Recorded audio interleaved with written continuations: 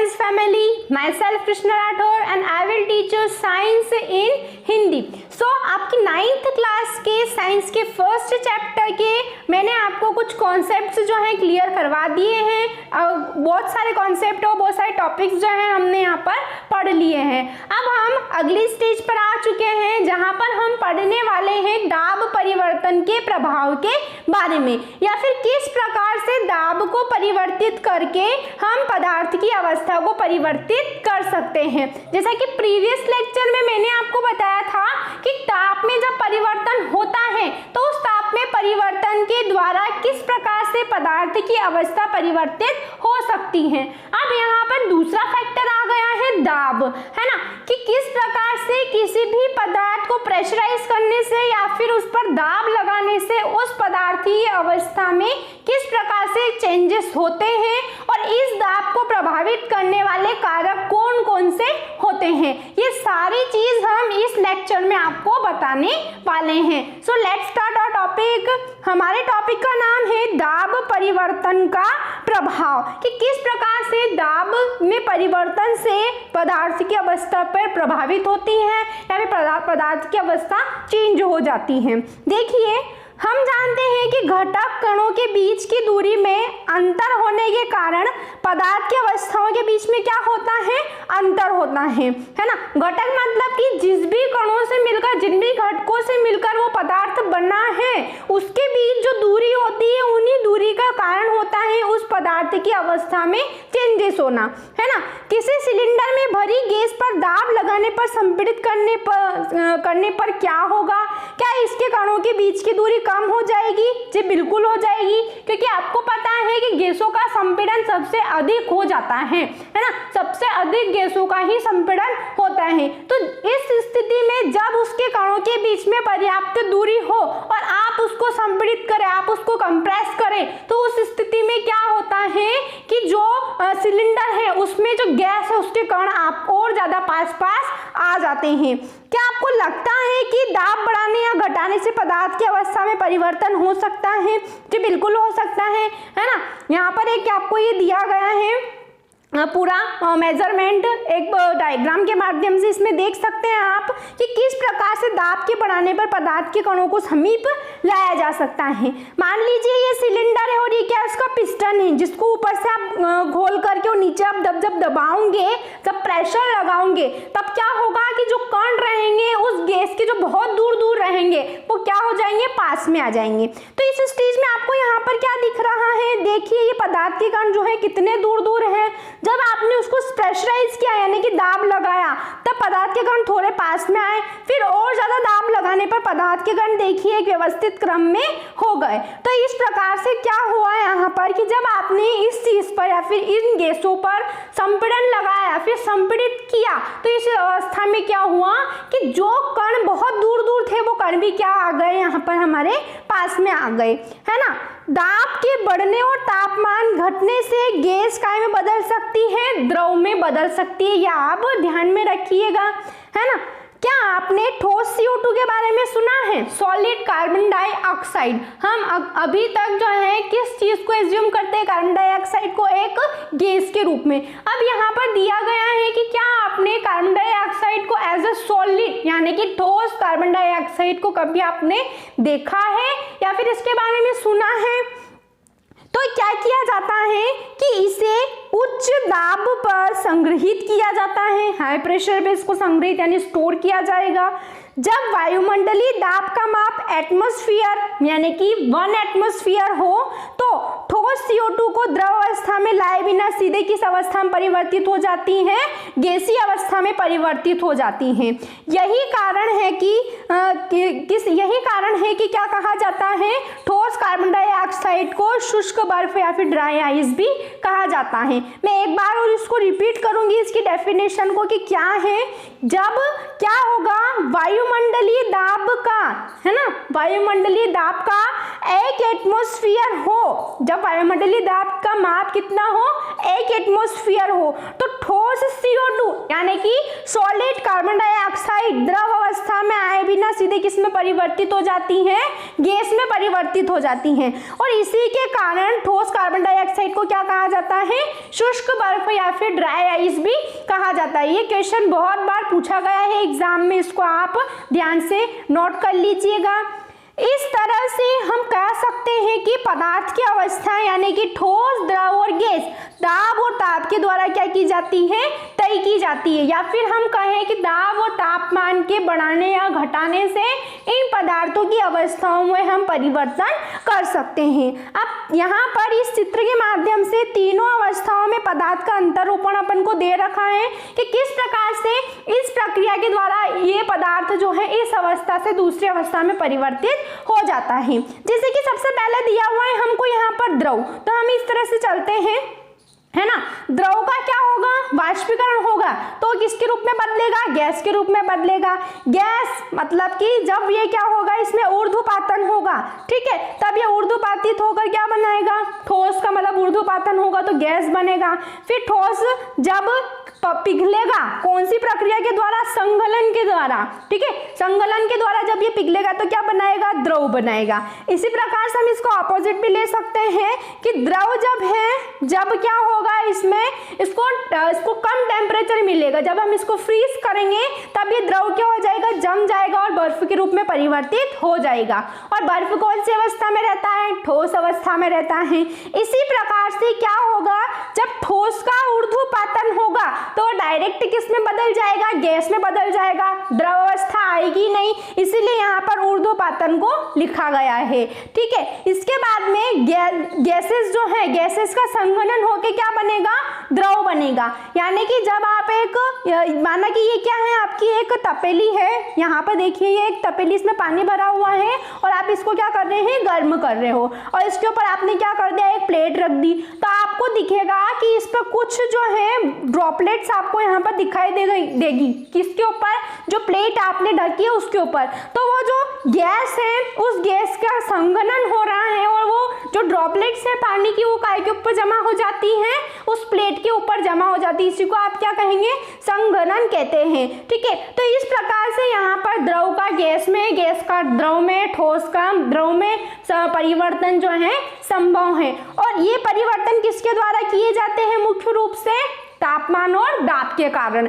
लेकिन यहाँ पर कुछ और महत्वपूर्ण प्रक्रियाएं भी होती हैं, जो जरूरी नहीं है कि गर्म करने से या फिर उसको ठंडा करने से या दाब बढ़ाने से या कम करने से ही रूपांतरण हो। कुछ प्राकृतिक घटनाएं भी होती हैं, प्राकृतिक जैसे कि मौसम पर भी डिपेंड करती हैं, जिसके कारण ये प्रक्रियाएं होती हैं। अब हम आपको बताएंगे उन कुछ प्रक्रियाओं के बारे में जो कि प्रकृति के द्वारा निश्चित की जाती हैं। सबसे पहले इसमें आएगा वाष्पीकरण या फिर इवेपोराइजेशन।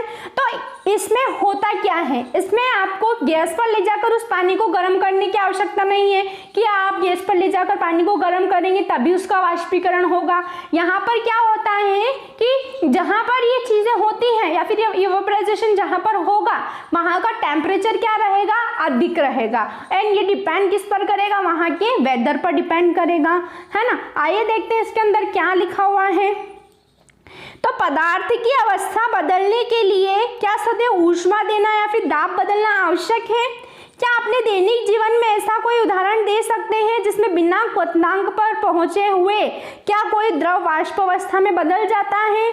जल को खुला छोड़ देने पर यह धीरे धीरे वाष्प के रूप में परिवर्तित हो जाता है। आपने देखा होगा गर्मियों के दिनों में अगर कहीं पर थोड़ा सा पानी डुल जाता है तो थोड़ी देर बाद आप देखेंगे, है ना, कि वहां पर बिल्कुल सूख जाता है, आपको पानी की एक बूंद भी नजर नहीं आ जाती है। कारण क्या है, तापमान अधिक है वहां का, इस कारण वो पानी जो है काय के रूप में परिवर्तित हो गया, वाष्प में बनकर उड़ गया।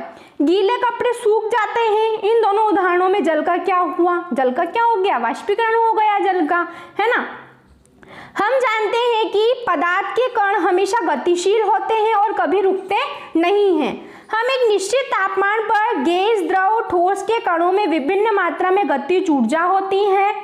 द्रवों में सतह पर स्थित कणों के कुछ अंश इतनी तेजी से इतनी गतिज ऊर्जा में निहित होती है कि वे दूसरे कणों के आकर्षण बल से क्या हो जाते हैं, मुक्त हो जाते हैं। और क्वथनांक से कम तापमान पर द्रव के वाष्प में परिवर्तित होने की इस प्रक्रिया को क्या कहा जाता है, वाष्पीकरण कहा जाता है ना। मतलब कि गतिज ऊर्जा जो है यहाँ पर, उस गतिज ऊर्जा के कारण ये सारी क्रियाएं यहाँ पर संपन्न होगी। अब अगला टॉपिक है हमारा कि वाष्पीकरण को प्रभावित करने वाले कारक कौन कौन से ऐसे कारक है, ऐसे फैक्टर्स है जो वाष्पीकरण की दर को बढ़ाते हैं और घटाते हैं, है ना।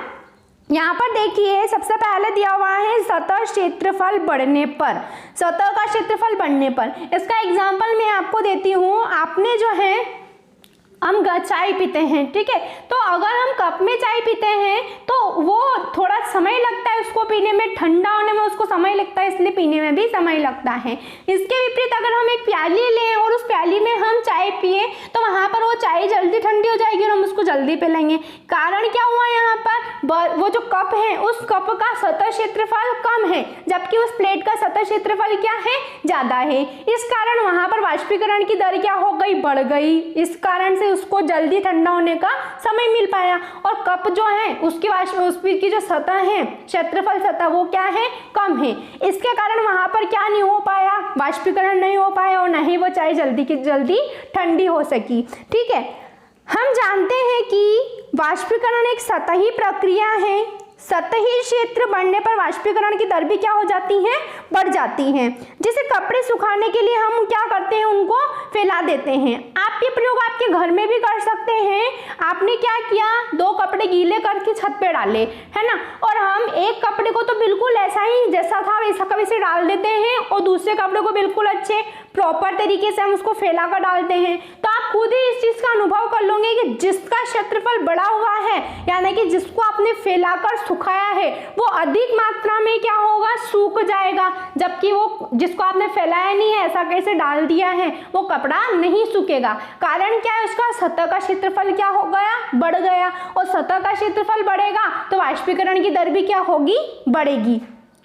इसी प्रकार से तापमान बढ़ाने पर, तापमान बढ़ने पर अधिक कणों को पर्याप्त गतिज ऊर्जा मिलती है, जिससे कि वे क्या हो जाते हैं, वाष्पीकृत हो जाते हैं, है ना। जैसे कि अगर आपने अनुभव किया हो कि गर्मियों के दिनों में अगर पानी नीचे जमीन पर, फर्श पर गिर जाता है तो तुरंत ही कुछ सेकेंड्स में ही क्या हो जाता है, अवशोषित हो जाता है या फिर वाष्पीकृत हो जाता है। लेकिन यही क्रिया अगर आप ठंड में या फिर बरसात के दिनों में देखें तो इतनी रैपिड नहीं होती है। कारण क्या है, यहाँ पर टेम्परेचर, है ना। गर्मियों के दिनों में तापमान अधिक होता है, जबकि विंटर और रेनी सीजन में क्या होता है, टेम्परेचर थोड़ा कम रहता है। अगला फैक्टर है आपका आर्द्रता में कमी।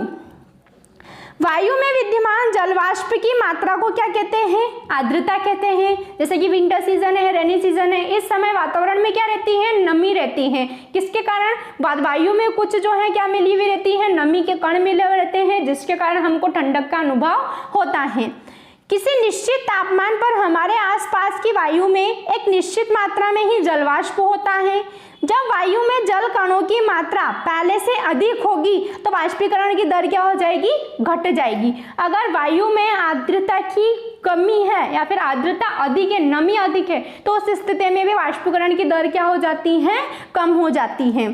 ठीक है, तो वायु की गति में वृद्धि, वायु की गति में वृद्धि अगला फैक्टर है आपका यहाँ पर कि वायु की गति में वृद्धि में से किस प्रकार से वाष्पीकरण की क्रिया में प्रभाव होता है। तो देखिए, हम जानते हैं कि तेज वायु में कपड़े जल्दी सूख जाते हैं।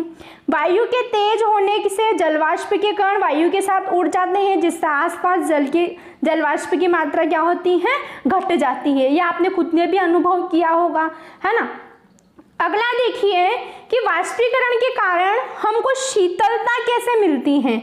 जब आपने देखा होगा, आप किसी तालाब के किनारे या नदी के किनारे हो, वहाँ पर आपको अत्यधिक ठंडक का महसूस होगी, है ना, शीतलता महसूस होती है उनके किनारों पर अपन को। कारण क्या है, वहाँ पर उपस्थित जलवाष्प के कणों की गतिशीलता, है ना। तो यहाँ पर कुछ अलग अलग पॉइंट्स दिए गए हैं, इनको अपन देखते हैं कि इसमें क्या दे रखा है और किस प्रकार से हमको विभिन्न तथ्यों से जानकारी मिलेगी कि हमें वाष्पीकरण का अनुभव किस प्रकार से होता है, यानी कि हम शीतलता किस प्रकार से अनुभव वहाँ पर करते हैं।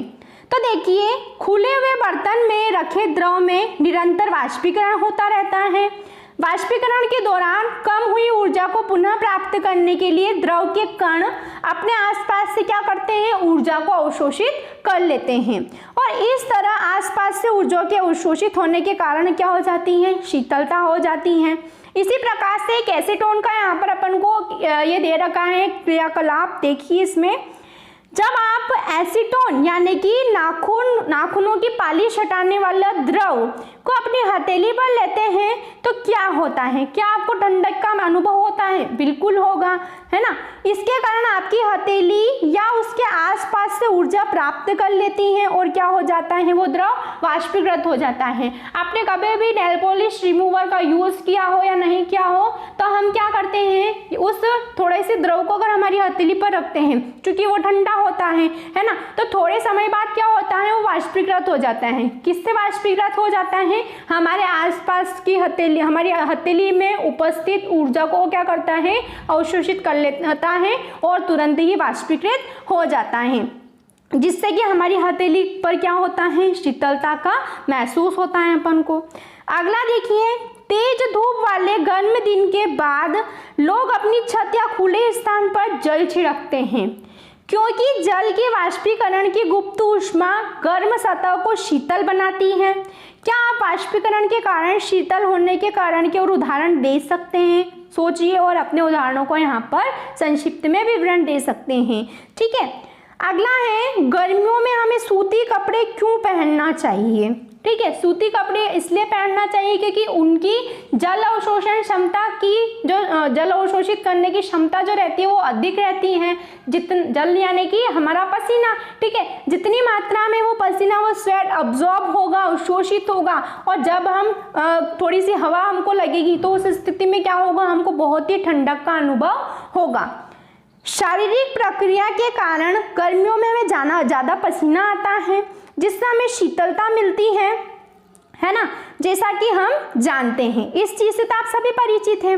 वाष्पीकरण के दौरान द्रव की सतह के कण हमारे शरीर या आसपास से ऊर्जा प्राप्त करके कायम बदल जाते हैं, वाष्प में बदल जाते हैं। और वाष्पीकरण की प्रसुप्त ऊष्मा के बारे में, ऊष्मीय ऊर्जा हमारे शरीर से अवशोषित हो जाती है, जिससे शरीर कैसा हो जाता है, शीतल यानी कि ठंडा हो जाता है। चूंकि सूती कपड़ों में जल का अवशोषण अधिक होता है, इसलिए हमारा पसीना इसमें अवशोषित होकर वायुमंडल में आसानी से क्या हो जाता है, वाष्पीकृत हो जाता है। अगला दे रखा है, ये क्वेश्चन से सारे ये क्वेश्चन आपकी प्रश्नावली में आएंगे, इसलिए आप इसको ध्यान से सुनिए और समझिए।